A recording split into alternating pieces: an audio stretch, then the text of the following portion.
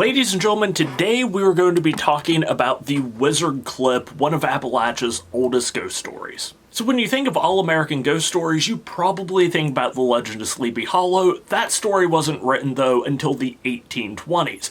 The legend of the Wizard Clip began in 1794. So this story takes place in what is now the eastern panhandle of West Virginia in a town called Middleway. Middleway is located roughly halfway between Charlestown and Shepherdstown, West Virginia, but at the time the story takes place, it was all Virginia. Adam Livingston was a pillar of the community. Individuals knew that if they were traveling from Charlestown to Shepherdstown or vice versa and had to stop because of adverse weather conditions or because it had gotten too dark for them to travel safely, they could stop at the Livingston residence and the Livingstons would put them up for the night, give them something to eat. That was until 1794 when a mysterious stranger stopped by to stay for the night and very quickly became ill. A few nights into this illness, this mysterious stranger called in Adam Livingston and asked him to go out and find a priest to come in and give him his last rites because he was going to die. The only problem was Livingston was a devout Lutheran and really didn't like Catholic priests all that much, going as far as to saying on multiple occasions that a priest would never step foot into his house. This is what we call foreshadowing. So Livingston gets this mysterious individual to calm down, tells him that if he's still not feeling well in the morning, he will go find him a priest then. Morning rolls around, Livingston goes to check on the stranger, and the stranger is dead. Almost immediately, this is when the paranormal stuff starts happening. As customary at the time, individuals would stay up with the corpse until it could be buried. This is where the modern day wake comes from. And that night, while staying up with the corpse, there were footsteps being heard in the Livingston household, and candles in the room with the corpse would not stay lit. Like, Livingston would light a candle and it would go out, he'd relight it and it would go out again. Eventually he asked someone to go get a candle from a different part of the house that had been burning pretty well for the rest of the evening, and as soon as they got it close to the room with the corpse, it went out. The next day, they had a little ceremony, a little funeral, and buried the mysterious stranger, but the paranormal activity didn't stop there. Along with candles not being lit and mysterious footsteps being heard, eventually the Livingstons started hearing what sounded like horses galloping around their farm at a distance. Over time, the sound would just get louder and louder until it sounded like dozens of horses running right around the proximity, right outside of view of their house every single evening.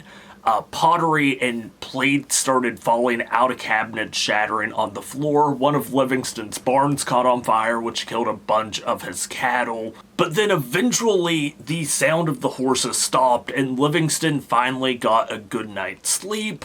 But then the next day, he started hearing the clipping. It sounded like a giant set of disembodied phantom shears were just clipping and clipping and clipping. And honestly, it wasn't as bad as the sound of horses until he got up the next morning and a lot of his chickens were missing heads and feet. So Livingston, he lost cattle, he lost chickens, but the clipping didn't stop there. Soon, curtains, rugs, and blankets started having huge chunks cut out of them. Sometimes they were cut into ribbons, other times there'd be crescent moon shapes cut out of these items. And individuals started coming from far and wide to try and catch a glimpse of this paranormal activity. One particular story says that a woman showed up and had a silk hat that she wanted to protect from this disembodied clipping, so she wrapped it up in a handkerchief and stuck it in her bag. When she went to leave the Livingston residence, she opened up the handkerchief and her favorite hat had just been cut to shreds.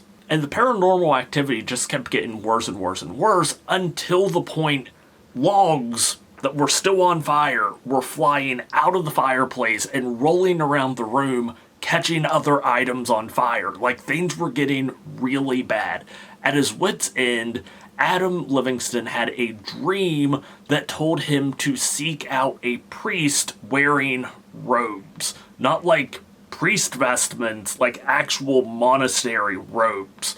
And one day he's in Shepherdstown, there's this new priest in the area called Father Cahill, and he sees him, and he's walking around introducing himself to the community wearing robes.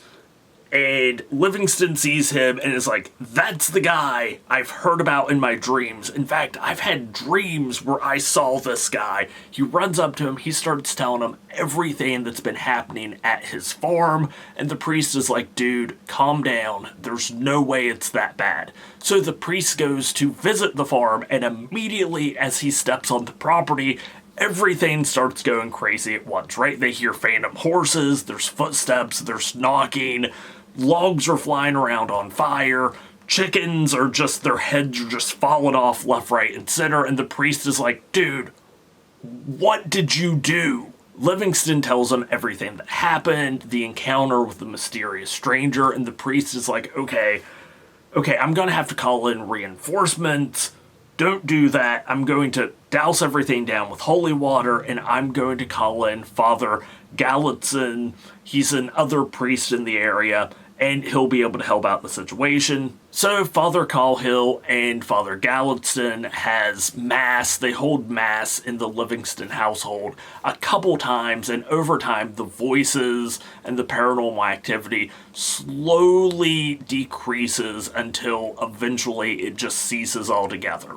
So some accounts say that Adam Livingston converted to Catholicism. Other stories just say that he stayed lifelong friends with Father Cahill after the paranormal activity stopped, but when Livingston passed away, he willed 35 acres of land to the Catholic Church, which he deemed as enough land to sustain a priest. And today the Catholic Church has a pastoral center known as Priestfield near Middleway, on the same land that was granted to the Catholic Church by Adam Livingston. Also here is a memorial dedicated to the mysterious stranger that, according to legend, started off all the paranormal activity. So a couple things I find really interesting about this story.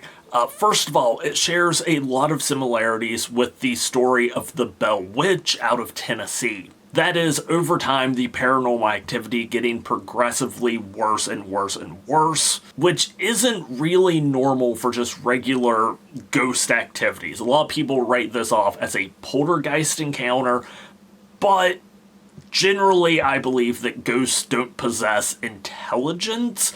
This thing was progressively getting more and more powerful, more and more intelligent over time, which lends me to believe that this might be some type of demonic entity.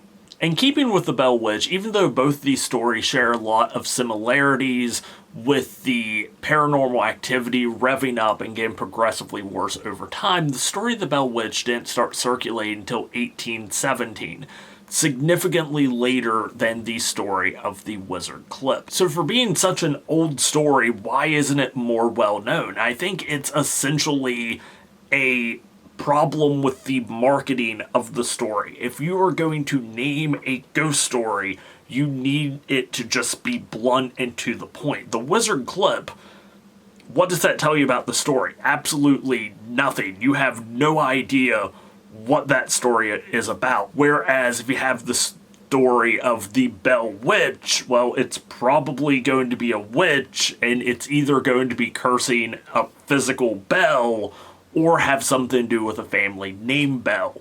Another good example of this is the Legend of Sleepy Hollow. If you would just hear that title, you have no idea what it's about. I mean, it's probably about a place called Sleepy Hollow, but you have no more information about that story. Now, if you say the Headless Horseman, okay, you immediately know what that story is about.